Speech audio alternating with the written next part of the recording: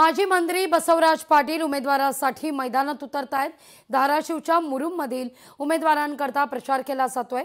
भाजपच्या उमेदवारांना निवडून देण्याचं आवाहन सुद्धा आहे। मला भारतीय जनता पार्टीकडून नगराध्यक्ष पदासाठी उमेदवारी मिळाली आहे व गेल्या 50 वर्षापासून हे नगर परिषद पाटील परिवाराकडेच आहे आणि आज देशात नरेंद्रजी मोदी साहेबांची सरकार आहे व महाराष्ट्रात देवेंद्रजी फडणवीस साहेबांची सरकार आहे।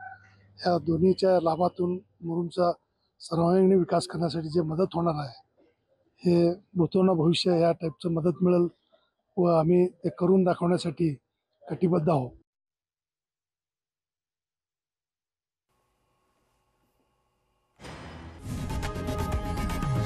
लोकशाही मराठी ऐका, पहा, जागरूक रहा।